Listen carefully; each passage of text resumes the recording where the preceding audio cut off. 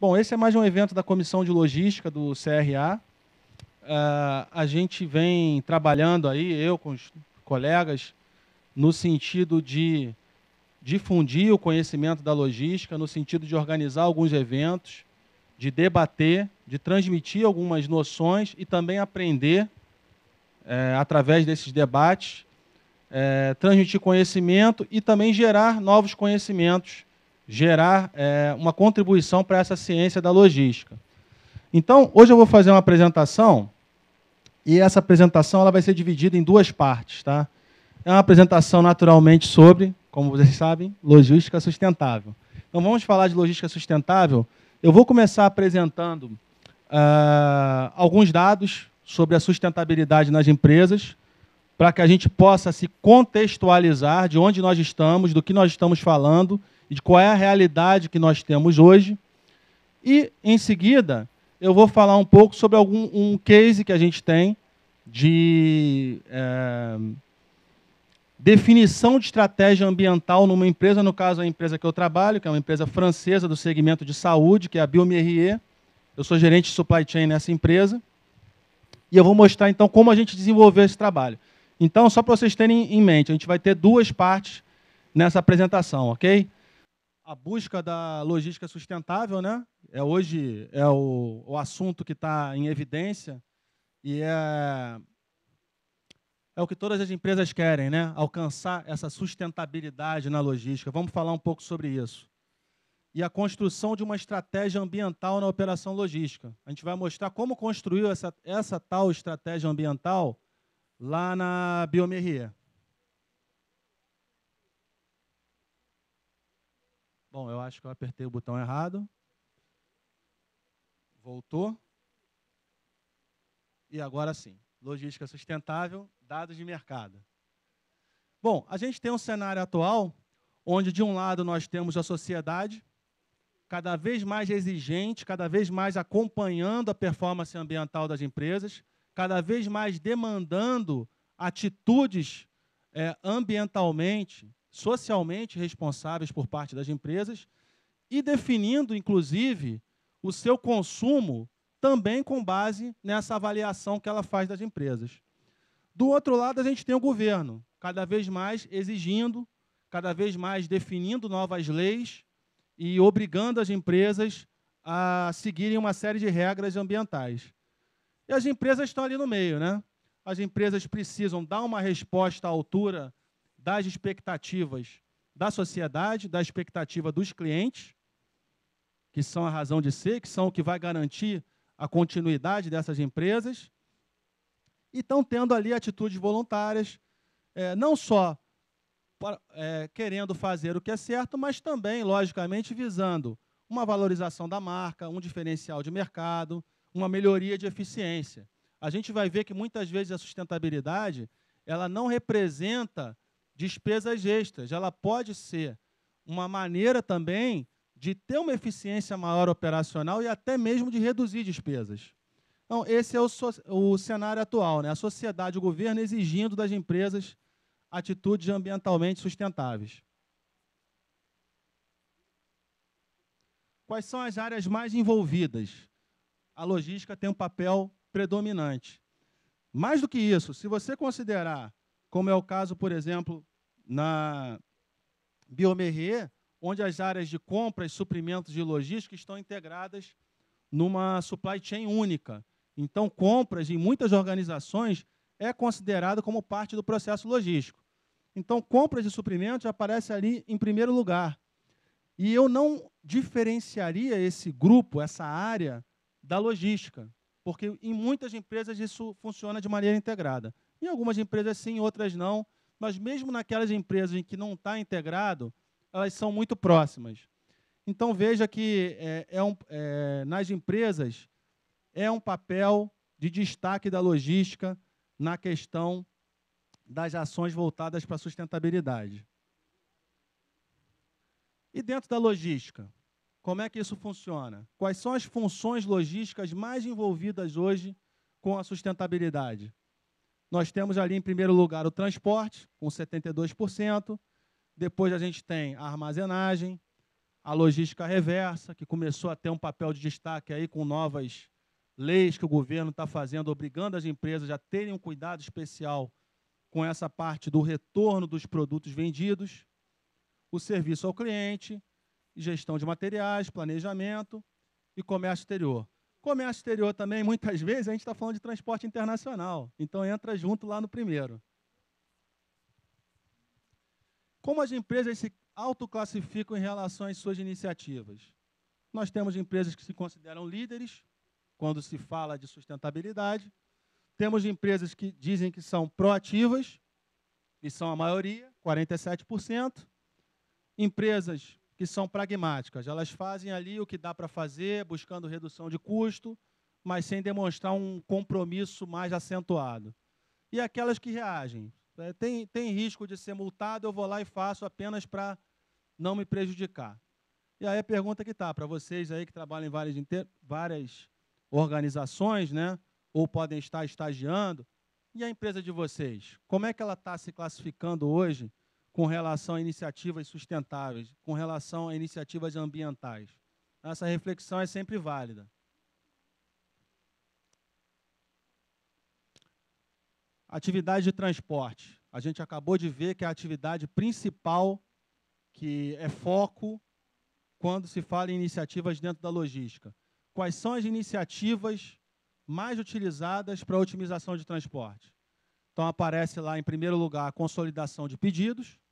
Você consolida de pedidos, você transporta menos, com mais eficiência, emite menos carbono e gases poluentes, otimização das rotas, otimização de cubagem dos veículos para fazer menos viagens com caminhões, redução do tempo ocioso. Se você reduz o tempo ocioso, o teu veículo está rodando, você precisa de menos veículos. Contratação de transportadoras que têm iniciativas de sustentabilidade ambiental. Aí, nesse último ponto, a gente também entra na questão muito importante para as empresas, que é a gestão dos fornecedores. A gente vai falar um pouco mais disso. A logística ela é inovação. Quando a gente fala de transporte, a gente tem ali um avião movido a energia solar. A gente tem ali uma embarcação marítima movimentada através de energia eólica, através do vento.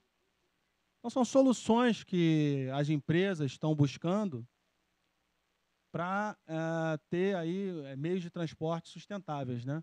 Então, a logística ela é um instrumento, sim, de inovação. Temos ali caminhões refrigerados, quer dizer, os meios de transporte que vão evoluindo para acompanhar essa questão da sustentabilidade.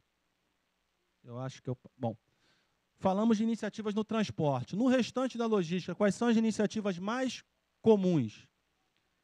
Localização dos centros de distribuição, a busca da otimização, a realização de logística reversa para reduzir impactos ambientais, reciclagem de produtos para reutilização e utilização de pallets mais ecológicos. E temos também pressão sobre, temos vários tipos de pressão. Pressão sobre fornecedores, né? Veja que as empresas elas exigem cada vez mais dos fornecedores de atitudes e iniciativas para a redução de impactos ambientais. Mais do que isso, as empresas que estão mais à frente na gestão de fornecedores, elas estabelecem critérios de escolha de fornecedor baseado em sustentabilidade. Ou seja, aquele que tem melhores práticas ambientais, esse está sendo um dos critérios importantes utilizados pelas empresas para escolher fornecedores. 70% das empresas exigem esse tipo de atitude e iniciativa dos seus fornecedores. E temos a outra pressão, que é a pressão que vem dos clientes. Então, os clientes, as empresas dizem, foi um estudo feito pelo Instituto ILOS, é um instituto importante de logística aqui no Rio de Janeiro, que ele foi criado pela equipe do Centro de Logística da UFRJ, e esse estudo foi um estudo muito amplo. Todos esses dados que eu estou apresentando são dados do Instituto ILOS, ok? E os clientes, sim, os clientes exigem cada vez mais soluções ecologicamente corretas das empresas. Bom, agora que a gente deu um panorama geral de como está se dando essa questão da sustentabilidade nas empresas, por parte dos clientes, por parte dos fornecedores, a gente viu um pouco quais são os processos logísticos que estão sendo mais afetados por essa parte da sustentabilidade. Eu vou falar um pouco do case da Biomerrier, que é a empresa onde eu sou gerente responsável pela supply chain. E é uma empresa que realmente ela está à frente quando se fala em meio ambiente, porque nós temos, esse foi um projeto que eu liderei também, a certificação ISO 14001. Então, a gente tem a certificação de qualidade, que é a ISO 9001, e a gente tem a ISO 14001, que é a norma de qualidade que padroniza as boas práticas ambientais. Então, através desse trabalho, a gente, além de alcançar uma maior eficiência na logística, não só na logística, em todos os processos da Biomerrier, a gente também alcançou a certificação ISO 14001. Então, como é que foi construída a estratégia ambiental da Biomerrier? Elaborada a partir de 3 perguntas fundamentais. Isso através de workshop, feito com a equipe de trabalho. Nós fizemos 3 perguntas para elaborar nossa estratégia. A primeira pergunta, feita para cada colaborador da empresa, nesse caso especificamente os colaboradores da logística. Como você acha que os nossos clientes e parceiros podem tirar proveito do engajamento da logística da Biomerrier em ações de sustentabilidade? Ou seja, qual é o diferencial que a gente vai entregar para os clientes tendo um compromisso forte com a sustentabilidade? Essa foi a primeira pergunta. A segunda pergunta, em quais processos logísticos as nossas iniciativas ambientais vão ter impacto positivo de produtividade? Então, falamos lá, primeira pergunta, o que a gente vai entregar de benefício para os clientes? E segundo, processos internos da empresa. Quais processos a gente vai melhorar com iniciativas ambientais? E a terceira pergunta, como que a gente vai fazer isso? O que precisa ser feito em termos de competências, atitudes, ferramentas para alcançar esses objetivos? Fizemos essas 3 perguntas, tivemos uma série de respostas, as mais variadas, e chegamos ao mapa estratégico ambiental da Biomerrier. Esse trabalho que o departamento de logística fez, todos os departamentos fizeram, e a gente chega aqui em 3 perspectivas, né? Esse eu posso dizer que é o Balanced Scorecard, é uma ferramenta de gestão, muitos de vocês devem conhecer, o Balanced Scorecard. Esse é um Balanced Scorecard ambiental, onde nós trabalhamos aqui dizendo qual é o compromisso que a empresa tem, qual é a contribuição que a visão ambiental da empresa quer dar. Começa ali dizendo que é ser uma empresa líder e exemplar, compromissada com a sua política ambiental, perante colaboradores, sociedade e demais parceiros, e por aí vai. Esse é o compromisso que a empresa tem, a política ambiental da empresa. E aqui a gente tem 3 perspectivas. Começando por baixo, que é a base dessa ferramenta, é aquela pergunta que nós fizemos de atitudes e competências. Então, aqui tem as iniciativas estratégicas para dar aos colaboradores as competências, as ferramentas para um sistema de gestão ambiental. Então, temos treinamento da equipe, comprometimento que tem que vir de cima, tem que vir da alta direção da empresa, plano de comunicação, abordagem de responsabilidade social, aprimoramento de sistemas. Aqui no meio, a gente tem os processos internos que vão ser beneficiados pelas iniciativas ambientais. Então, aqui espera-se que o compromisso ambiental leve a uma maior produtividade dos processos, ok?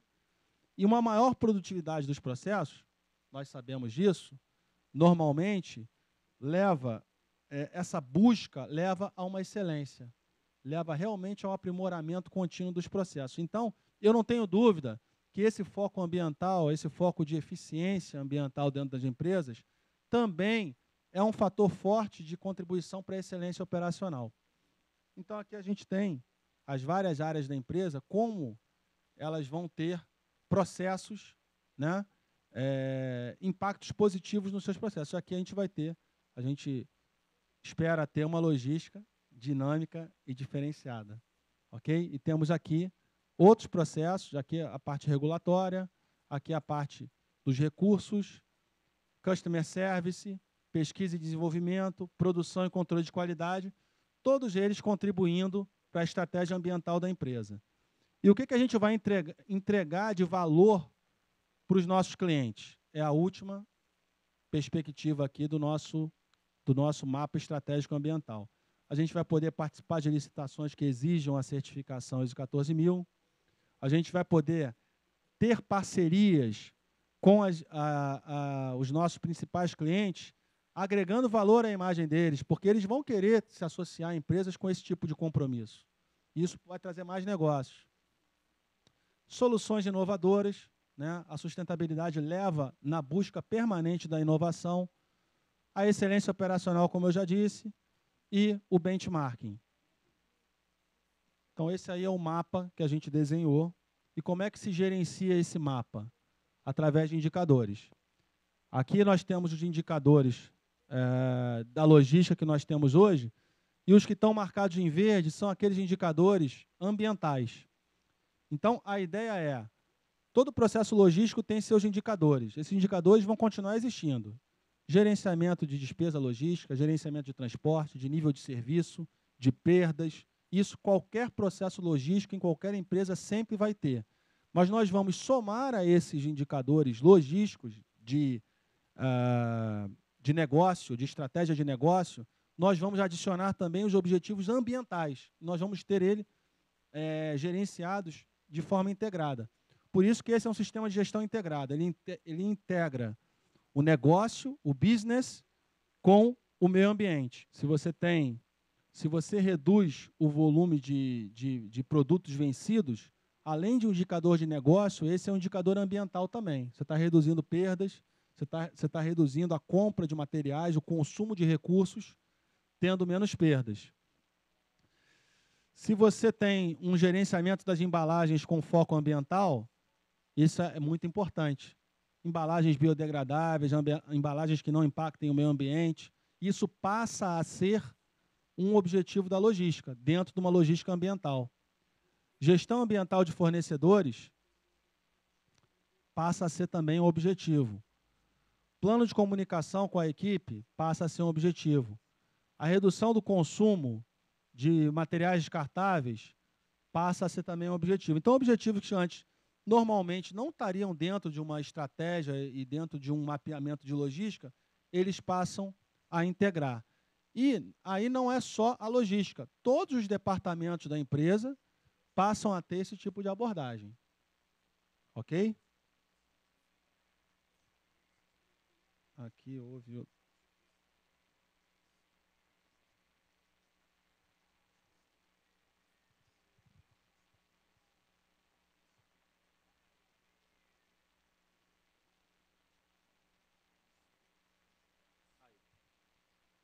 Isso, a gente estava aqui, passamos para cá.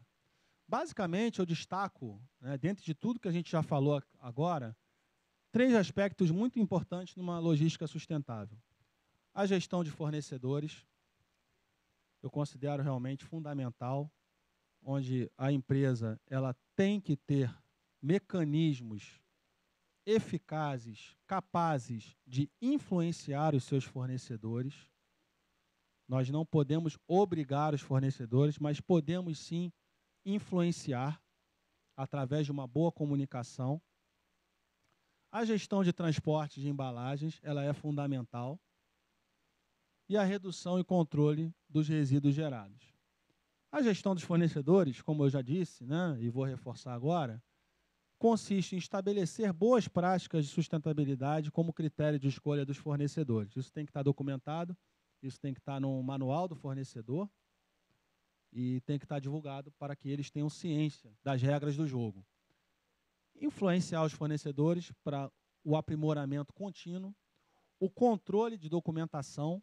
Isso é uma atividade cada vez mais necessária nas empresas e exigida pelos órgãos de fiscalização. Manter uma comunicação permanente e o que é fundamental em qualquer atividade, em qualquer gestão, que é reconhecer e premiar os melhores desempenhos. No processo de transporte, vejam que interessante. Aqui nós temos, né, a gente está falando de transporte de produtos perecíveis, nós implementamos,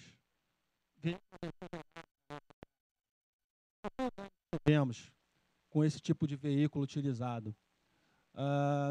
Aqui vocês vão ver que 26 com 16, não vou fazer feio aqui, são 42% da nossa operação, ela deixou de utilizar uma série de embalagens que causam um impacto no meio ambiente, como o isopor, principalmente, e tudo que era utilizado dentro do isopor para preservar o produto. Bolsas de gelo, sacos de plástico, uma série de componentes dessa embalagem de isopor, porque quando você não tem o veículo refrigerado, você depende da embalagem de isopor e daquele gelo ali dentro do isopor para garantir a preservação do produto durante o transporte. Então, olha que interessante, com uma iniciativa ambiental do veículo refrigerado, a gente passa a refrigerar nossos produtos através da refrigeração do veículo e deixamos de precisar do isopor. Então, a gente usa a caixa de papelão. Isso é papelão reciclado. Então, é uma iniciativa ambiental bastante interessante, que nós, dentro dessa estratégia logística, conseguimos implementar com sucesso. No processo de transporte, além do que eu mencionei para você, eu quero destacar também que nós não estamos satisfeitos ainda. Porque essa é a característica da logística ambiental. Ela não pode se acomodar. E a gente não está satisfeito. A gente quer eliminar o isopor, não em 42% da operação, mas em 100%. E estamos perseguindo isso. Então, estamos procurando validar uma nova caixa térmica, um material, um papelão, mas um papelão impermeável, com uma série de características diferenciadas, que nos permita deixar de usar o isopor. Então, nós vamos perseguir isso. E isso é certamente uma inovação, porque se você for no mercado de saúde de maneira geral, o isopor ele é amplamente utilizado por ser o mais barato, inclusive, também. Mas, às vezes, para a gente mostrar um compromisso ambiental, a gente vai pagar um pouquinho mais numa embalagem e vai ganhar muito mais ali na frente de outras maneiras. Como, por exemplo, eu posso citar o custo de armazenagem do isopor. Se vocês pararem para pensar, o isopor ele não é uma caixa desmontável. Então, o espaço necessário para armazenar isopor é uma coisa assim de louco. Então, às vezes, você vai ter uma caixa que você vai pagar um pouco mais, mas você vai ter uma caixa desmontável. Vai usar muito menos de espaço de armazenagem. Então, é essa inteligência de analisar o custo total daquele processo e não a aquisição apenas do material, que é importante ter quando se fala de sustentabilidade. Né? E aqui, no que consiste fazer? Você tem um aspecto ambiental que ele pode se tornar um impacto ambiental. O trabalho da gestão ambiental na logística é estabelecer controles para que esse aspecto não seja um impacto no meio ambiente ou que esse impacto seja minimizado. Então, é esse que é o trabalho. E não é um trabalho tão simples não, viu? Porque aqui está um pouquinho pequeno, porque eu copiei a planilha, estou vendo agora que realmente o resultado não foi tão bom. Mas aqui a gente mapeia, dentro da logística, todas as atividades. Aqui eu tenho armazenagem de reagentes, matérias-primas, armazenagem de inflamáveis. O aspecto ambiental que está ligado a essa atividade, como, por exemplo, geração de resíduos líquidos, geração de resíduos sólidos, situações de emergências. Se existe um controle existente, ou se não existe, ou se não é aplicável, o impacto ambiental desse aspecto aqui, por exemplo, eu gero resíduos líquidos, caso haja um vazamento. Se houver esse vazamento, qual é o impacto que eu vou ter? A alteração da qualidade da água e do solo. Só que eu tenho um controle já para isso. Então, aqui, quando você analisa a... Deixa eu chegar mais perto aqui. Você caracteriza a incidência, o risco disso acontecer, você define como gerenciamento que você mantém o teu controle existente, porque ele já existe. Até porque o risco, nesse caso aqui, ele é desprezível, não é importante. Agora, em alguns casos aqui, eu lembro bem que a gente teve que definir algumas ações. Ó. Por exemplo, emissões das transportadoras. Eu não tenho um controle, isso tem um impacto na qualidade do ar, então isso pode ser grave, então eu tenho que ter uma ação. Tá? Então, a ação é a implementação do controle das transportadoras dentro do processo requisitos a fornecedores. Então, é uma ação de gerenciamento que eu tenho que ter. Tá? Então, só para vocês terem uma ideia de como é esse mapeamento, você pega todas as atividades e você verifica se tem controles e você caracteriza se isso é crítico ou não dentro do teu processo. Só, principalmente para empresas que têm uma certificação ISO 14000, essa planilha a gente chama de Laira. Laira, a gente até brinca, quando tiver uma filha eu vou chamar de Laira. Laira é levantamento de aspectos de impacto de riscos ambientais. É fundamental. Qualquer auditor, a primeira coisa que quer ver é a Laira. Então, gente,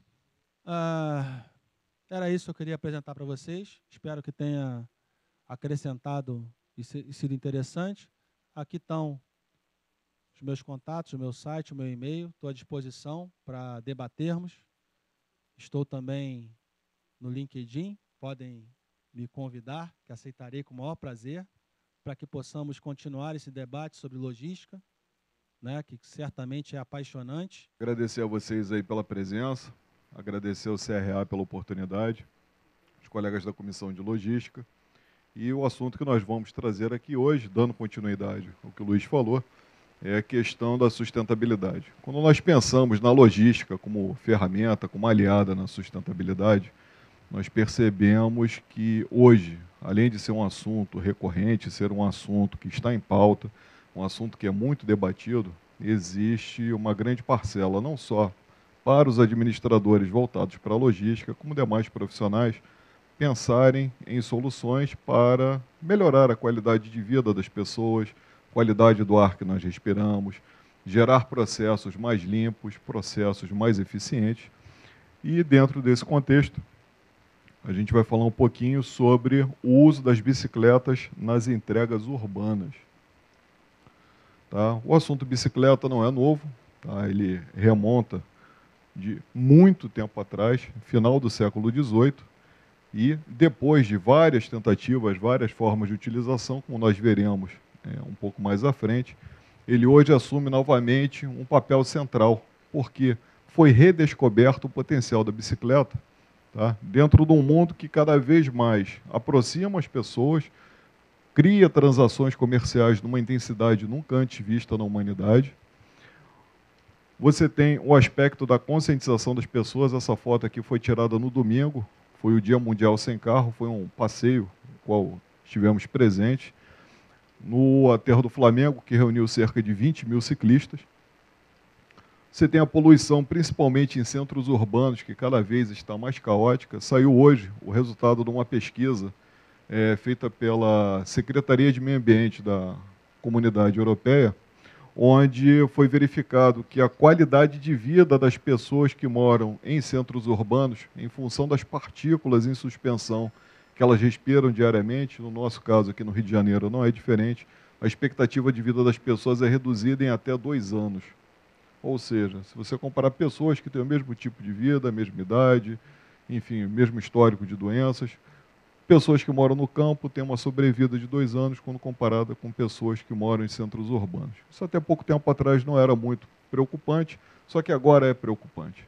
Vem cá, por que eu tenho que ceder 2 anos de vida em nome de uma sociedade que cada vez é mais globalizada, é mais veloz, as transações são mais velozes, existe um desenvolvimento, mas espera aí, tem uma tecnologia que ela pode lutar a nosso favor. Ela pode, de alguma maneira, trazer vantagem para nós. Tá? Então, aqui existem os aspectos, além da questão da preocupação ambiental, da conscientização da população, em função do crescente número de veículos nas ruas, tá? Você começa a ter restrições de circulação de caminhões, você começa a ter áreas de restrição de estacionamento, você começa a ter congestionamento, e a bicicleta ela aparece, obviamente que não esses modelos mais antigos, os modelos mais recentes, eles aparecem como uma solução viável, possibilitando deslocamento de mercadorias, entrega de produtos, condução e deslocamento de pessoas para o trabalho, utilização no lazer, e além disso, você consegue facilidade de deslocamento. Vamos imaginar o tempo que nós perdemos diariamente no trânsito, e as motocicletas estão ali costurando, passando entre os carros. Com a bicicleta não seria diferente. Obviamente que, em função da sua fragilidade, das características desse modal, ela precisa ter um aparato todo especial. São ciclovias, ciclofaixas, sinalização, conscientização dos motoristas, que devem manter uma distância mínima do ciclista. E, obviamente, tudo isso para quê? Evitar problemas de saúde, problemas, danos ambientais. Então, dentro desse contexto, dentro desse escopo, a gente vai falar um pouquinho da sustentabilidade, voltando justamente para a utilização da bicicleta como alternativa. Tá? Então, o contexto da mobilidade urbana ele passa pela movimentação de cargas e pessoas dentro de centros urbanos, que hoje é um dos grandes desafios da logística. Tá? Imagine o seguinte, a cidade de São Paulo, que ela convive com inúmeros problemas, até problemas de deslocamento, de congestionamento muito maiores do que aqui a cidade do Rio de Janeiro, mas nós estamos caminhando nesse sentido. Tá? Então, você tem, a partir da utilização de modais alternativos, aí não só a bicicleta, você tem bicicleta elétrica, veículos elétricos, caminhões elétricos, uso intensivo de outros modais, tá? Principalmente aqueles de deslocamento de massa, trens, barcas, metrô, você consegue, você tem a redução da poluição e, além disso, você tem o quê? A oferta e disponibilidade de vagas em estacionamentos. Quem utiliza aqui estacionamento do centro do Rio sabe a dificuldade. Se não conseguir pegar o vaga certa, vai ter que pagar ali 10, 15, 20, 30 reais, às vezes por um período muito curto. Por que isso acontece? Acontece justamente em função da procura. A procura é muito maior do que a oferta. Tá? Nas duas situações, o uso da bicicleta pode utilizar as facilidades existentes para tornar o deslocamento e o uso mais seguro. Então, modais compartilhados. Já existem hoje iniciativas, tá, de você poder embarcar com a sua bicicleta final de semana em alguns modais. Tá, o metrô permite isso, o trem permite isso final de semana. Dependendo do deslocamento, se for no contrafluxo, as barcas também permitem que você embarque com a bicicleta. E se você estiver utilizando a bicicleta dobrável, você pode utilizar em qualquer horário, em qualquer dos fluxos, nas barcas. Então, o papel das bicicletas nas entregas urbanas. Está aqui, ó, a bicicleta lá do... Ainda não tinha, o Santos Dumont ainda não tinha voado com 14 bis, e já existia ali o quê? Um triciclo com baúzinho para fazer entregas. Então, o assunto não é novidade. Desde o surgimento da bicicleta, existem registros do seu uso para transporte de mercadorias, passeios, lazer e deslocamento para o trabalho. E aqui, recentemente, até pouco tempo atrás, é uma pena ter sido abolido, nós acreditamos que em algum momento vai voltar a ser utilizado, os Correios utilizavam o serviço de coleta de malotes ali no centro da cidade, utilizando triciclos. Aspectos vinculados à sustentabilidade no uso e emprego de bicicletas. Então, o primeiro deles é benefício para a saúde dos ciclistas. É sabido que o ato de pedalar pelo menos 2, 3 vezes por semana, ele auxilia não só na parte cardiovascular, como também na musculatura das pernas e principalmente na musculatura da bacia, que são regiões importantes que fazem falta justamente aos idosos, que é justamente essa musculatura da bacia desenvolvida que evita que a pessoa tropece. Então, de alguma forma, ela contribui também para uma melhor qualidade de vida na velhice. Ela possibilita a redução da poluição atmosférica, óbvio. Se eu tenho uma entrega que é feita de bicicleta, ela está sendo empregada no lugar de uma entrega que antes seria feita de motocicleta, num veículo de entregas menor, e com a vantagem, emissão zero de poluentes. E redução dos custos operacionais quando comparados com os veículos tradicionais. A bicicleta não paga IPVA, a bicicleta não paga estacionamento, não tem problemas com multas, o condutor não precisa estar habilitado. Tá? Então, na verdade, ela traz economicamente também rentabilidade para os negócios.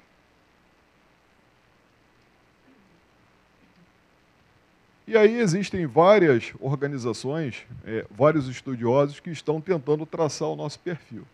Tá? Então, a Associação Transporte Ativo, que é uma organização não governamental, ela fez um trabalho entre 2010 e 2011 e ela realizou a contagem de estabelecimentos comerciais com entregas por bicicleta em Copacabana.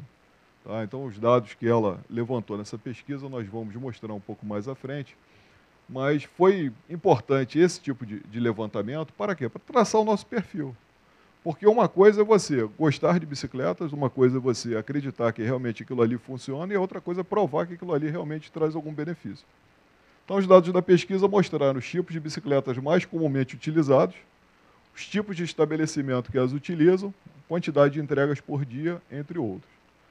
E agora estamos conduzindo, juntamente com um grupo do curso Tecnólogo de Logística da Unigran Rio, faremos o mesmo levantamento lá em Duque de Caxias, tá? Possibilitando ampliar a discussão e verificar se as premissas verificadas em Copacabana podem ser replicadas para outros lugares. Então, aqui os modelos mais comumente utilizados, de todas as bicicletas que foram contadas, nós temos bicicletas normais, respondendo por 40%, a bicicleta ideal para farmácias, bares, restaurantes, entregas pequenas, normalmente entregas rápidas. Você tem a bicicleta cargueira, que ela já tem um perfil de carga um pouco maior, em função até mesmo dos seus bagageiros, elas permitem carregar um volume considerável de carga, um pouco maior. E, finalmente, triciclo, respondendo pelos 30% restantes, e existem triciclos aí com capacidade de carga acima de 200 kg, que podem, inclusive, carregar sacos de cimento em lojas de materiais de construção, colchões. Então, eles têm uma série de características, né, de acessórios que podem ser acrescidos aos veículos, né, de tração humana, possibilitando eles desempenharem de uma forma melhor o tipo de trabalho para o qual estão sendo empregados. Aí aqui os tipos de estabelecimentos que mais utilizam: farmácia responde por 11%, padarias, materiais de construção, lanchonete, restaurante, lavanderia, supermercados, distribuidor de bebidas, pet shop. Aqui é interessante, o pet shop, além de levar produtos na casa das pessoas, também faz o serviço de leve e trás. A pessoa liga, ó, estou querendo dar uma tosa aqui, dar um banho aqui no meu bichinho. Eles vão lá até o local, coletam o animal, levam, fazem o serviço e depois eles retornam, devolvem lá o animal em perfeitas condições. E esse daqui é o momento atual. Obviamente que se nós pensarmos no contexto de Copacabana, Copacabana é praticamente plano, quer dizer, os aclives, os declives que terão que ser vencidos por uma bicicleta, eles são muito poucos. Mas o momento atual, obviamente que essa daqui é uma árvore genealógica da bicicleta reduzida, você tem o surgimento da bicicleta, em algum momento você teve, obviamente, alguns ancestrais, e você teve alguns subprodutos. Como, por exemplo, em algum momento você teve a bicicleta assistida por um motor a combustão. Então, esse motor a combustão ele permitiu o quê? Você vencer uma distância maior, você vencer um aclive, você aumentar a sua capacidade de carga. Porque um dos aspectos ruins das entregas com bicicleta é o quê? A fadiga do operador. Tá? E essa bicicleta assistida, ela em algum momento ela passou por um passo a mais, o ciclomotor. O que é o ciclomotor? Na verdade, ele é quase uma motocicleta, porém ainda tem os pedais e ele permite, em algum momento, acabou o combustível, você não consegue sair pedalando. Tá? E esses dois modelos aqui, em algum momento, eles deram origem à motocicleta. E o momento atual passa por uma situação muito parecida, com a questão da miniaturização das baterias. Né? A sua maior capacidade de carga, a maior capacidade de retenção dessa carga, permitiu o quê? Você criar motores mais eficientes, mais econômicos, que demandam menos utilização da bateria. Então você conseguiu o quê? Colocar isso numa bicicleta. Então hoje você já tem bicicletas que são assistidas por motores elétricos, tá? Uma bicicleta comum que você faz uma adaptação no motor elétrico, como você fez lá no passado, a colocação no motor a combustão. E, de alguma forma, isso também gerou subprodutos, como, por exemplo, a bicicleta elétrica, que já não é mais uma bicicleta assistida, já é um outro meio de transporte que também permite a utilização tanto do motor quanto dos pedais, e que também já geraram um outro produto, tá? Que aí ele, na verdade, é a convergência de duas situações distintas, de dois caminhos distintos, que um é a motocicleta que teve o seu motor a combustão substituído por um motor elétrico altamente eficiente, e você tem o que também? As bicicletas e as bicicletas assistidas eletricamente também convergindo para um modelo mais avançado. Tá? Então, em algum momento, a realidade lá de Duque de Caxias, que é uma realidade, um plano muito mais inclinado, muito mais acidentado, com diferenças importantes quando comparados com o Duque de Caxias. Tá? Então, a tecnologia, ela possibilitará em algum momento a existência, né, o compartilhamento de modelos híbridos. Então, um triciclo assistido eletricamente. Então, chegou ali num ponto de aclive, vai precisar vencer ali um obstáculo, uma rua um pouco mais íngreme, coloca ali no motor elétrico e a bicicleta consegue chegar lá ao seu destino. Obviamente que tudo isso não acontece de forma isolada. Ele tem a participação de órgãos, principalmente órgãos de fomento, do próprio governo, né, que é um dos grandes interessados em trazer tudo isso para a realidade. O que nós estamos praticando aqui hoje, que antes de mais nada é a cidadania, é a possibilidade de você estar no espaço público, você discutir formas alternativas e a partir daqui, cada um de nós torna-se um multiplicador destas possibilidades, levando para suas empresas, para as suas faculdades, para os seus grupos de discussão. Eventos como um dia sem carro, que foi no dia 22 de setembro, porém foi comemorado ontem. Então, quer dizer, você tem, a cada ano que passa, uma participação importante da sociedade, discutindo, apoiando, porque em algum momento vai ficar inviável. Então, você tem que pensar numa forma alternativa de dar solução. E aqui a iniciativa da Federação Europeia de Ciclismo. Então, na Europa já existe uma federação preocupada com questões, inclusive, voltadas para a logística. Tá? Então, em maio de 2011, lançou o Cycle Logistics, que é um incentivo para a retomada do uso de bicicletas para pequenas entregas, em um continente habituado com o modal. Qualquer filme de época ou de atualidade, você sempre vai ver passando uma bicicleta em qualquer cidade europeia, porque isso está incorporado na rotina, no modus operandi, na vida do europeu. Então, esse projeto prevê a implantação em 12 países até abril de 2014. Então, aqui um exemplo, é um triciclo da UPS, que é um operador logístico mundial de entregas expressas. Tá?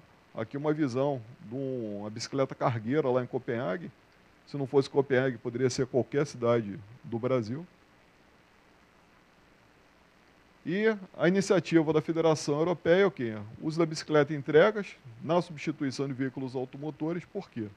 Como eles também atravessam um momento crítico, né, a quantidade de carros nas ruas, uma preocupação com a sustentabilidade, com questões ambientais. Só para vocês terem uma ideia, está ocorrendo essa semana a exposição de veículos lá em Paris. Dos 270 expositores, a grande maioria ou estão apresentando veículos híbridos, combustão gasolina, né, mais eletricidade ou hidrogênio, ou veículos elétricos puros. Tudo isso por quê? Como eu falei, em função da diminuição do tamanho das baterias e dos motores, de alguma maneira, terem se tornado mais eficientes. Tá? Então, quer dizer, isso aí aponta para uma tendência mundial. E aqui o agradecimento às pessoas, né, às organizações que tornaram possível essa apresentação. Também estamos no Facebook, tá? Júlio Loureiro. Agradeço aí a presença de todos vocês. Tenham uma boa noite. Boa noite, pessoal. Tudo bom? Para quem não sabe, o trânsito está próximo de caótico, hein? Bom, meu nome é Hélio Meirim, eu faço parte da Comissão de Logística, eu tenho o prazer de contribuir com a comissão, sou um dos coordenadores, né? Só queria aproveitar alguns minutos de vocês para falar um pouquinho da comissão e para a gente abrir para debate. A Comissão de Logística é uma comissão formada por integrantes do Conselho, né, de administradores, cujo principal objetivo é promover esse tipo de debate. Então, periodicamente, a gente procura realizar algum evento aberto, né, a todos, administradores ou colegas de outras categorias. A gente tem algumas reuniões mensais, né, e aí constantemente a gente vem fazendo esse tipo de evento para trocar esse tipo de experiência, né. Nessa vez a gente escolheu esse tema de logística sustentável, né, por ser um tema que vem despertando bastante interesse, não só dos administradores, mas de várias outras categorias pelo momento que o mundo vive, né? A logística sustentável, eu sou atuante no mercado, eu trabalho num operador logístico e cada vez mais os nossos clientes nos exigem políticas e práticas sustentáveis, principalmente apoiada em 3 grandes pilares: pilar econômico, pilar social e pilar ambiental. Então, só para exemplificar algumas das coisas que foram faladas aqui pelo Júlio e pelo Luiz na prática, na empresa na qual eu trabalho, a gente tem que fazer projetos junto a alguns clientes nossos de redução de emissão de gás carbônico dos nossos veículos, né? Hoje a gente tem uma frota de quase 500 veículos rodando por 5 estados do Brasil. Então, alguns dos nossos clientes já nos solicitam projetos de redução, por exemplo, de CO2. Todos os nossos armazéns hoje estão migrando para um projeto de CD verde, né? Centros de distribuição que procuram fazer aproveitamento da água, né? Então, lavagem de caminhão, regar jardim, tudo isso feito através de coleta da água de chuva. Então, a gente está acabando de construir um armazém agora em Itajaí, né, de 10 mil metros coberto, em que toda a água é captada para fazer toda a lavagem de veículo e toda a manutenção externa, água de privada, esse tipo de coisa.